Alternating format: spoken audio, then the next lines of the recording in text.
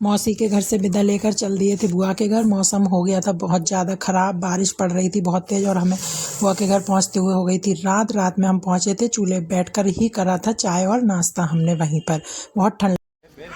Hello guys, हम आ गए थे आज अपनी बुआ के घर पे, क्योंकि इस समय इनकी छुट्टियां लेके जो आए हैं, तो उन छुट्टियों में हम सोच रहे हैं क्यों ना जितनी भी हमारी रिश्तेदारी हैं, क्योंकि जब से शादी हुई है तब से मैं कहीं भी नहीं गई थी, तो सोचा क्यों ना एक एक करके सभी जगह घूम लिया जाए। तो इसलिए ये देखिए बहुत ज़्यादा अच्छा लग रहा है।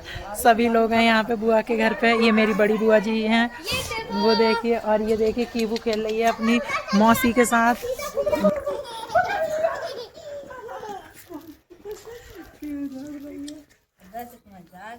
क्यों बहुत अच्छी है हमारी बुआ का घर बहुत ही बड़ा है। ये देखिए इन्होंने पेड़ लगा रखे हैं। ये पपीते अभी छोटे छोटे से हैं, अभी बड़े होंगे तब देखेंगे। ये देखिए इन्हें भी खूब मस्ती आ रही थी, क्योंकि ये भाई है। नेचुरल खूंटी, ये मेरा ब्लेजर यहाँ नेचुरल खूंटी पे टांग दिया गया है, जो कि पहले टांगा जाता था। अब इसके लिए कोई आर्टिफिशियल की ज़रूरत नहीं। और ये बिना पत्तों का पेड़ भी बहुत ही प्यारा लग रहा है। कहते नहीं है कि नेचर तो वाकई में है ही बहुत खूबसूरत, अगर हम उसको देखें तो। वैसे ये किसी की गोदी में नहीं जाती है, लेकिन अपनी मौसी की गोदी में चली गई है आराम से, और उसके साथ खेल रही है। और ये दोनों हो रही है मैचिंग मैचिंग, पिंक पिंक सी तीनों है बच्चे। इधर ये देखिए मम्मी है, ये हमारी माता जी हैं, और बुआ ने दाल, ये बनेंगी चंदियाँ आज, और हम लोग खाएंगे। अचानक मौसम बदलने के कारण कीबू को हो गई थी सर्दी। फिर मैंने दी थी इसे दवाई, और मैं दवाई इसकी लेके चलती हूँ हमेशा। ये फिर घर की बनी हुई कचरी थी, तो मेरा बहुत मन था, तो मैंने भूनी थी कचरी। और इधर कीबू खेल रही थी नानी के साथ में, गाने चल रहे थे, तो ये डांस करने की कोशिश कर रही थी। और फिर मैंने कचरी भून ली थी, क्योंकि गर्मियों में तोड़ी जाती है वही, और काफ़ी अच्छी लग रही थी, टेस्टी थी ये काफ़ी। उसके बाद बना था खाना, फिर हमने खाया था खाना। की आंखें नहीं खुल रही थी धूप की वजह से।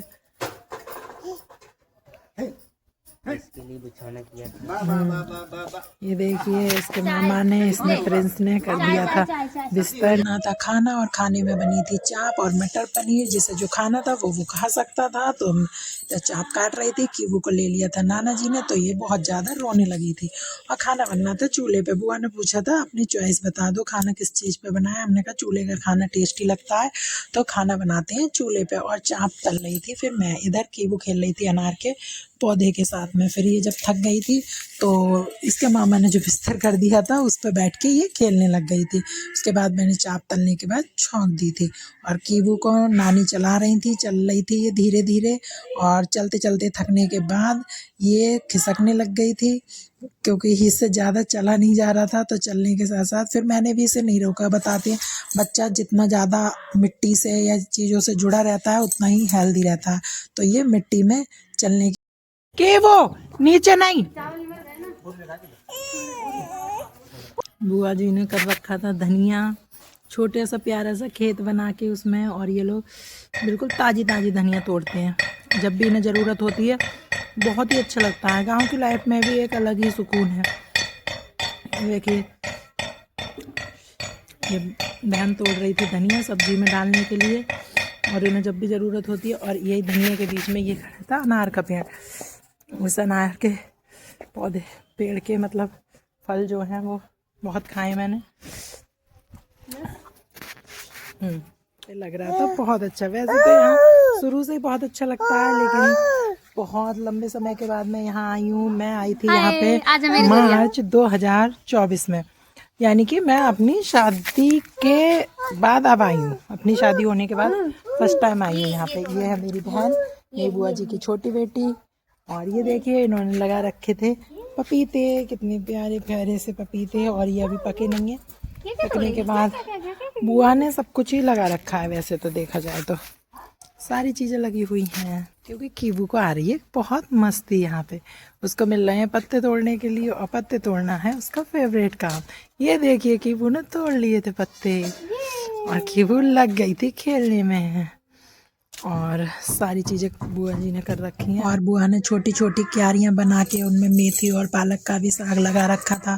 गांव में इसी चीज़ का बहुत फ़ायदा होता है गाइस। हमें शहर में ये सब कुछ ताज़ी खाने को नहीं मिलता है, हमें बाज़ार से ही लाना पड़ता है। लेकिन गांव में क्या है, और बुआ का तो घर भी इतना बड़ा है कि उसमें बुआ ने सब कुछ ही मतलब लगा रखा है जो कि उन्हें ताज़ी खाने को मिलता है। इतना हरा भरा धनिया था कि मैं भी तोड़ के लाई थी, क्योंकि बुआ बना रही थी चनिया।